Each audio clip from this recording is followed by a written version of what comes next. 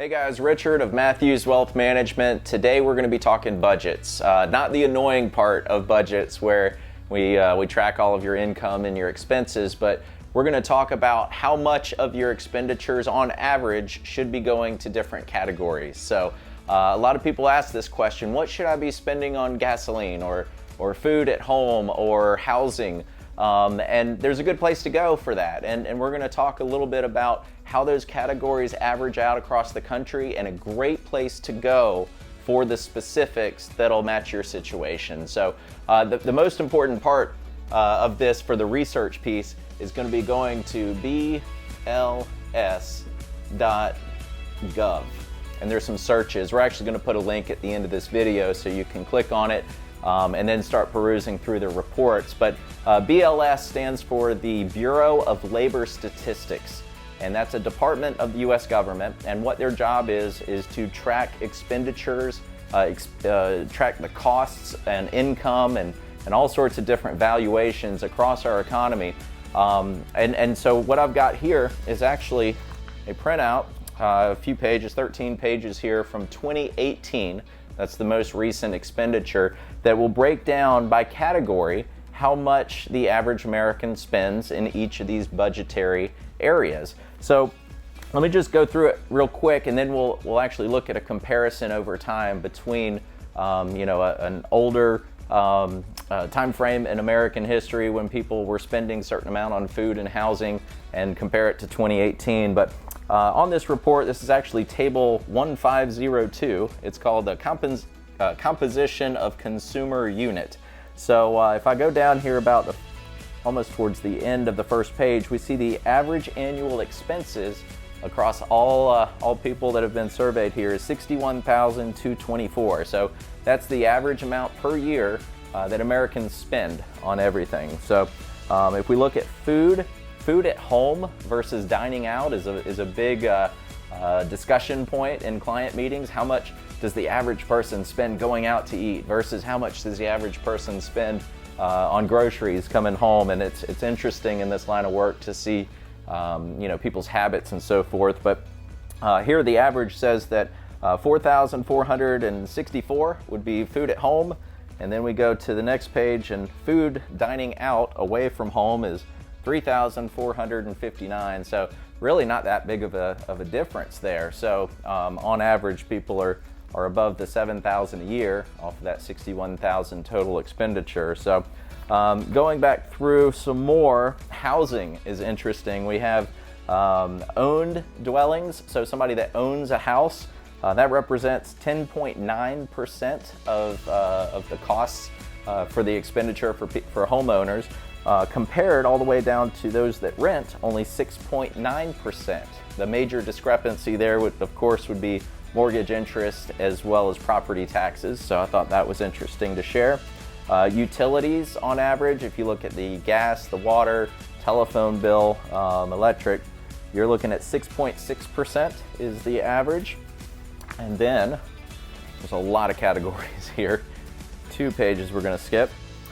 Gasoline, I thought that was interesting. Gas prices right now are incredibly cheap. We've been going through a lot post-COVID-19 with oil prices crashing and therefore gasoline prices crashing. But back in 2018, these are these numbers, 3.4% is what the average American would spend on gas prices. Other vehicle expenses, that would be finance charges, maintenance, insurance, any kind of rentals that pop up, that's 4.7. So other is actually more expensive than gasoline. So that was pretty interesting there. Once we get to the end of this report, it starts to talk about contributions. And of course, I care a lot about that when we're looking at retirement planning or putting back for investments, real estate and so forth, college planning. Cash contributions towards different types of non-qualified accounts represent 3% of people's expenditures. Personal insurance, like life insurance, or pensions, like Social Security, is 11.9%. So obviously we pay a lot towards the Social Security program, but about 12% of our money goes into that world. So I thought that was noteworthy.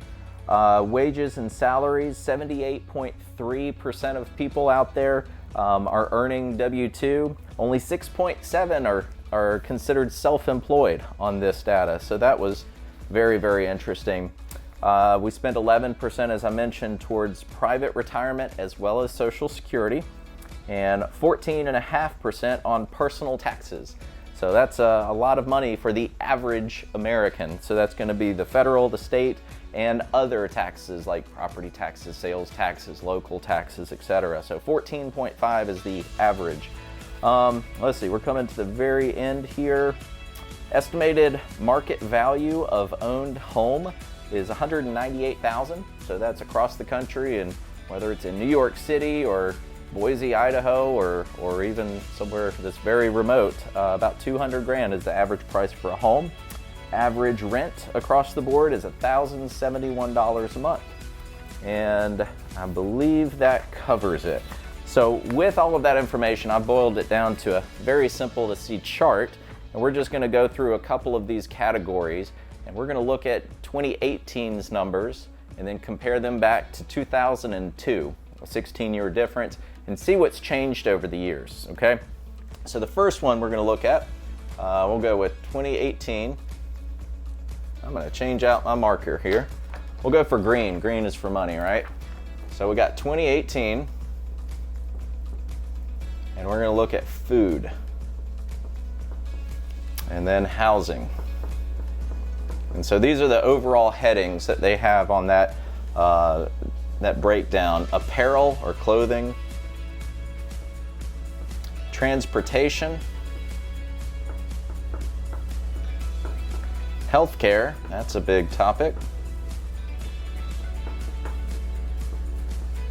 and then we get to entertainment. It was interesting, they actually count pets as entertainment here, but obviously going to football games and movies, entertainment. And then we've got personal insurance, which we've already mentioned, as well as pension. And then there's the big other category, and we won't dive into what that means. Go check out that link and read through this report. It's very interesting stuff. But in 2018, the food represented 12.9% of the average household's expenditure, from whatever the amount is that they were, from that 61,000 number that we mentioned for take-home expenses.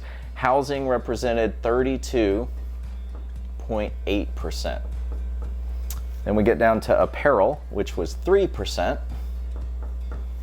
And transportation, this is actually a pretty good sized number here. It counts car payments as well into this, but 15.9% on getting from point A to point B. So as we had, stay-at-home orders from most of the states and governors, that's a big drop-off in expenditures, except you still got to pay the car payment.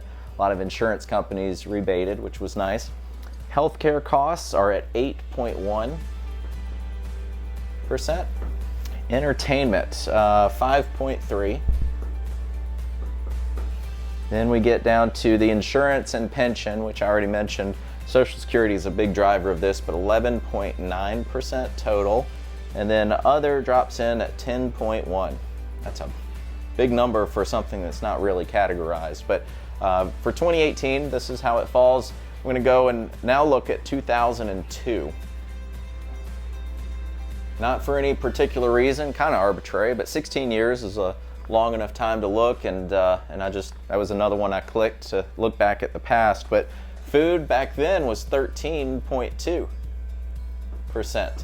So the difference from 2002 to 2018, if we want to take a percent change, not just a subtraction, but look at 12.9 divided by the 13.2, subtract 1, move the decimal places and all that, that is a delta of negative 2.3%. So that means food costs have actually come down over the years. From 2002, we were paying 13.2% of our budget towards food, and now, most recently, and as far as these reports, 12.9%. So we've actually saved some money when it comes to food costs. Housing, 32.7%. So we've actually had a little bit of an increase in housing costs, and so that increase is a plus 0.3%. Not much. That's actually incredibly low, I would say. This isn't about inflation. This is just about percentage of budget. So that's very small, very nominal. Apparel back in 2002, interestingly, was 4.3%. Now that's not a big difference between 4.3 and 3, but percent of a percent, this is huge. This is, we're now spending 30.2% less money on clothes and shoes and so forth. So that was pretty astounding when you look at the delta here. Transportation 15.9 in 2002. It was actually 19.1%. All right, so the difference there is on transportation we're spending 16.8% less as a overarching change in the different categories, less on transportation compared to these others. Not apparel, obviously, but that's another big change on how much less we're spending on transportation. Healthcare costs, everybody's going to kind of figure this one out, 5.8. So that was not much back in 2002, and there's been a lot of things to change over those years in the world of healthcare. So that's a positive 39.7% of our dollars have been now moved into the world of healthcare that, you know, before were in apparel or transportation. Then we're going to talk about entertainment. Entertainment was 5.1. Not a big difference there, which is 3.9. Another small one similar to housing. Personal insurance and pension, Social Security costs and so forth. Back in 2002, that represented 9.6% of our budget went into that category, which is another big gap of 24% change from 9.6 to jump up to 11.9. That's another big area for. So we got insurance and healthcare. That's kind of telling the story, and other is very similar, 10.2. So not a big gap, not a big jump there. Actually, it's a drop of 1.0. So 1% on other.